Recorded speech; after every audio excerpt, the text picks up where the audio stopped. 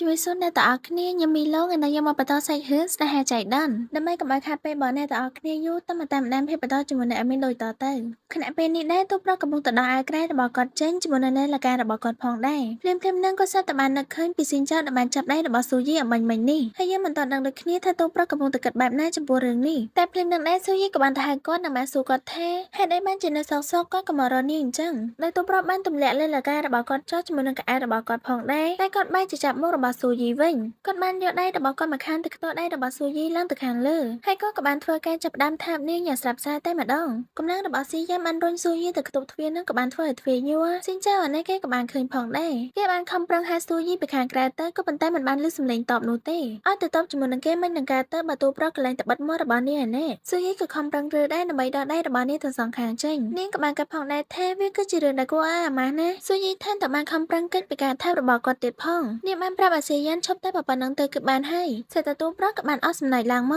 កគាត់ថែមទាំងបានដោះវ៉ែនតារបស់គាត់ចេញនិងបានហុចទៅឲ្យស៊ូយីកាន់ឲ្យនាងលើកវ៉ែនតានោះឲ្យកាន់តែខ្ពស់កាន់វាឲ្យណែនបន្ទាប់មកគាត់បានធ្វើការថាបស៊ូយីម្ដងទៀតគឺថាដូចកម្រោចូលតែម្ដងចិត្តរបស់គាត់នៅពេលនេះគឺពិតជារំភើបខ្លាំងណាស់រហូតដល់ជើងរបស់គាត់ញ័រទៅបុកទ្វារដែលគណៈនេះដែរគឺបណ្ដាលឲ្យមានសំឡេងគោះមួយយ៉ាងខ្លាំងស៊ីនចាំបន្ទាប់ពីបានលើសំឡេងនេះហើយគឺក៏បានស្រែកសួរថាស៊ូយីតើមានបញ្ហាអីមែនទេខណៈពេលដែលស៊ីនចាំកំពុងទៅធ្វើការហៅស៊ូយីម្ដងជាពីរដងក៏ប៉ុន្តែមិនមានសំឡេងតបបែបនេះគឺដោយសារតែពេលនេះដែរស៊ូយីកំពុងទៅធ្វើការថាបតបតទៅកាន់ស៊ីយ៉ានវិញបាត់ទៅហើយពួកគេបានថាបគ្នានេះគឺមានជាការស្អិតរមួលជាខ្លាំងដោយស៊ីយ៉ានបានសួរទៅកាន់ស៊ូយីថាតើនាងចូលចិត្តគាត់ដែរទេពេលនេះនាងអាចប្រាប់គាត់បានដែរឬអត់ស៊ីយ៉ានក៏បានខំករបស់នាងថ្នមដើម្បីទាមទារចម្លើយពីនាងស៊ីយ៉ានក៏បានសួរស៊ូយីម្ដងទៀតថានាងចូលចិត្តគាត់ដែរឬអត់ហើយពេលនេះដែរស៊ូយីក៏បានប្រាប់គាត់ថាគឺនាងចូលចិត្តគាត់តែស៊ីយ៉ាននៅតែបន្តសួរនាងទៀតថាតើចូលចិត្តគាត់នឹងខ្លាំងប៉ុណ្ណាស៊ូយីបានតបនៅចម្លើយដែលគាត់ចង់បាននោះគឺខ្ញុំគឺចូលចិត្តលោកខ្លាំងជាងគេតែនៅពេលនេះហាទូប្រុសកំពុងតែដើរចរន្តនឹងគឺ CEO ចាំតួតែម្ដងដែលគាត់ពេលនេះបានឲ្យនាងនិយាយតាមគាត់ថ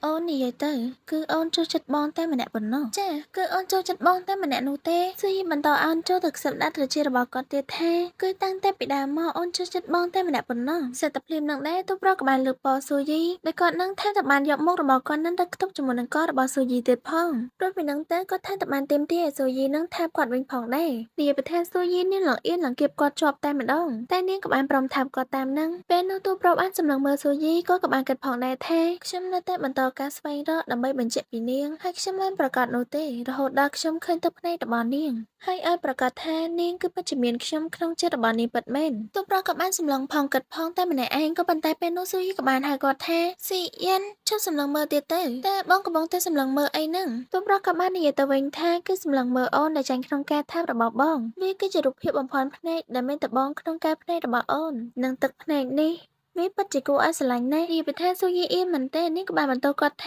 វាជាកំហុសរបស់គាត់ទាំងអស់ហ្នឹងទោះប្រឃើញនាងអញ្ចឹងក៏បានជួយទាញសម្លៀកបំពាក់របស់នាងនឹងឲ្យគ្របចិត្តខ្លួនរបស់នាងវិញហើយក៏បាននិយាយទៀតថាចាំយប់នេះចាំគាត់ត្រឡប់មកវិញស៊ូយីក៏បានសួរគាត់ទៅតើបងកំពុងចង់ទៅណាមែនទេឬមួយអូនមិនចង់ឲ្យបងទៅទេ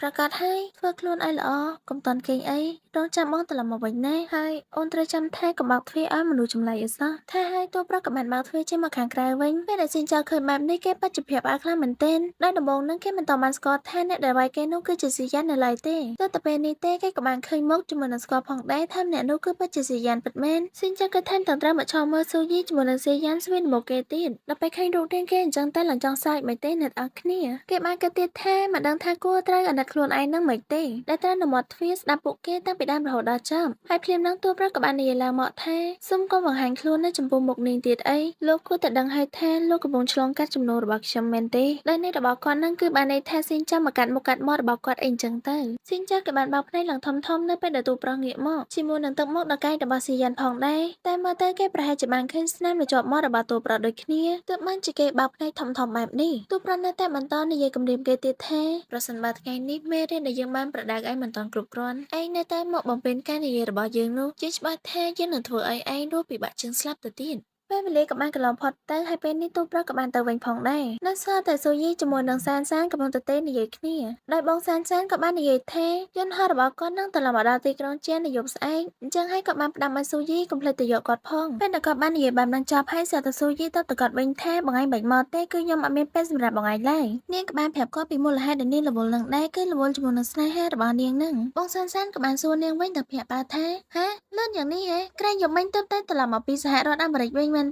តែពេលនេះពួកឯងបានធ្វើវាជាផ្លូវការហើយសួរយីអ្នកបានគេក្នុងចិត្តរបស់នាងថាធ្វើស្អីគេជាផ្លូវការហ្នឹងពួកយើងក៏បានធ្វើអ្វីគ្រប់យ៉ាងដែលពួកយើងគួរធ្វើនិងមិនគួរធ្វើប៉ុន្តែវានៅមិនទាន់ដល់ពេលនោះនៅឡើយទេបងសានបានបន្តសួរយីថាមិនបានជាស្ងាត់ជាមួយនឹងគាត់ម៉េចប្រសិនបើវាមិនទាន់ផ្លូវការនៅឡើយទេឬមួយក៏តំណែងដែលឯងនិយាយនោះគឺឯងនៅតែបន្តស្រឡាញ់គេតែម្នាក់ឯងទៀតសួរយីបានតតគាត់វិញថាអូយបងសាននឹងមិនដឹងជានិយាយអីទេពួកយើងមិនមែនជាក្មេងទៀតទេណាអ្នកណាតែគិតអីដូចល្បែងក្មេងលេងបែបនេះហើយថែមទាំងយប់នេះពួកយើងក៏បានថាបគ្នាទៀតណាតើបងដឹងហើយឬនៅគឺបានថាបអូយមិនដឹងជាស្អីទេជ្រែងអ្នកមានស្នេហាដល់ហើយអើវាអញ្ចឹងចុះឥឡូវហ្នឹងមិនបានជាឯងនៅនិយាយទូរស័ព្ទជាមួយនឹងបងចុះគេហ្នឹងគឺនៅណាគឺគាត់ហ្នឹងគឺបានទៅបាត់ហើយគាត់មានរឿងជាច្រើនដែលត្រូវធ្វើប៉ុន្តែមិនអីទេសៀយ៉ាងក៏បានប្រាប់ខ្ញុំថាគាត់នឹងត្រឡប់មកវិញដើម្បីរកខ្ញុំបងសានក៏បានសួរថាត្រឡប់ទៅវិញមែនទេទៅផ្ទះរបស់ឯងហ្នឹងគឺពិតមែនហើយមកផ្ទះរបស់ខ្ញុំតែមានអីមែនទេបងសានគាត់បានប្រាប់មកវិញថាត្រូវតែឲ្យតួស្រីនឹងប្រយ័ត្នការពារខ្លួនផងកុំឲ្យរឿងទាំងអស់នោះមកដឹកនាំជីវិតរបស់នាង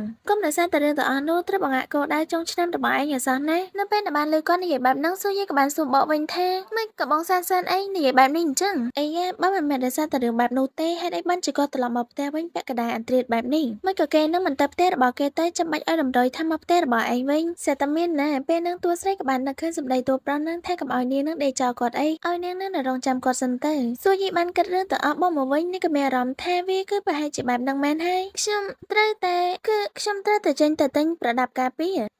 ប៉ុន្តែខ្ញុំក៏ទៅទិញមួយណាទៅខ្ញុំមិនដឹងថាត្រូវទិញម៉ាកណានោះទេសតែពេលហ្នឹងនាងក៏បានស្មើសម័យទៅពេលដែលគាត់នឹងជ្រៀតចូលនាងហ្នឹងតែឲ្យគ្នាមកតែមិនដឹងជាទិញមួយណាទេប្រហែលជាទិញមកទាំងអស់តែម្ដងទៅពេលនេះក៏នាងទ្រាំលែងបានទៀតហើយនាងក៏បានបើកទ្វារចេញតែនៅពេលដែលនាងបានបើកទ្វារមកហ្នឹងក៏បានឃើញថាតួប្រុសនៅខាងមុខនោះតែម្ដងក៏ដោយសារតែពេលនោះស៊ីយ៉ានហ៊ាននឹងគោះទ្វាររបស់នាងទៅហើយឃើញនាងរកតាណាបែបហ្នឹងតួប្រុសក៏បានសួរទៅថាអូនចង់ទៅណាសួរយីបានត្រឹមតែធ្វើបែបបើនិយាយអីមិនចេញនោះទេនាងនិយាយបានត្រឹមតែពាក្យអូនចូលបន្តែក្រោយមកនាងក៏បានការពាររបស់នាងវិញទៅដែលនាងបាននិយាយថាគឺទៅចូលក្នុងបេះដូងរបស់បងអូបែបហ្នឹងទេ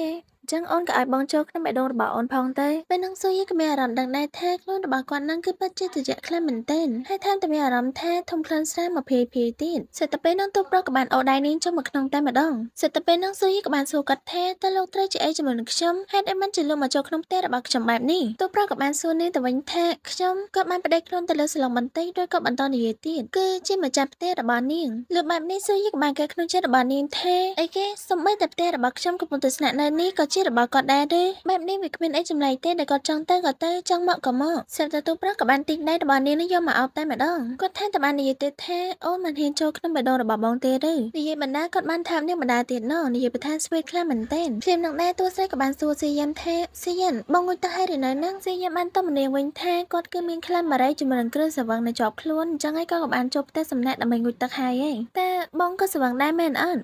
បងស្រវឹងតែគាត់បានល្អូដាក់ស៊ូយីតិចថាគាត់ដូចជាមានអារម្មណ៍ថាហត់បន្តិចបើនាងចិត្តល្អគ្រាន់តែកេងក្បែរគាត់បន្តិចទៅបានទេស៊ូយីក៏មិនបានថាអីដែរដែលនាងគឺព្រមកេងក្បែរគាត់បែបនេះលោកកេងបានមកសន្ទុះតូប្រុសក៏បានកេងលុបបាត់ទៅស៊ូយីនេះក៏បានអើនមើលមុខគាត់បន្តិចនិងបានគិតតែរំភើបថាដោយសារតែពេលនេះគឺគាត់ស្រវឹងបាត់ហើយប្រហែលជាគាត់នឹងគឺមិនប្រកាន់ទេដោយពេលនេះស៊ូយីក៏បានធ្វើការដោះវ៉ែនតារបស់គាត់ចេញដោយនាងក៏បានគិតក្នុងចិត្តរបស់នាងថាខ្ញុំក៏ចូលចិត្តមុខរបស់គាត់ពេលដែលគាត់បានពាក់វ៉ែនតាច្រើនជាងមើលតែពេលនេះគាត់ពិតជាសុភាពណាស់នឹងឲ្យអ្នកទាំងអស់គ្នាសម្រាប់រឿងថ្ងៃនេះគឺadminសូមការបញ្ចប់ត្រឹមតែប៉ុណ្ណឹងសិនអរគុណអ្នកទាំងអស់គ្នាសម្រាប់ការតាមដានទស្សនារឿងរបស់ admin មួយទៀត admin ចង់ប្រាប់អ្នកទាំងអស់គ្នាថារឿងនេះគឺគេចេញទៅបានប្រហែលភាគហ្នឹងហើយតើទៅយូរទៀតបើគេចេញភាគបន្តអញ្ចឹងទៅមកភាគហ្នឹងទៅវារៀងខ្លីអ្នកទាំងអស់គ្នាតែ admin ចាំសរុបមកភាគទៀតឲ្យអ្នកទាំងអស់គ្នាតែអត់ដឹងថា admin មានពេលទំនេរធ្វើឬក៏អត់ទេក៏ប៉ុន្តែបើសិនជាឆ្លៀតបាននឹងឆ្លៀតធ្វើឲ្យអ្នកទាំងអស់គ្នា admin មានតែប៉ុណ្ណឹងសម្រាប់ប្រាប់អ្នកទាំងអស់គ្នានិងជាចុងក្រោយ admin មីឡូបាយបាយអ្នកទាំងអស់គ្នា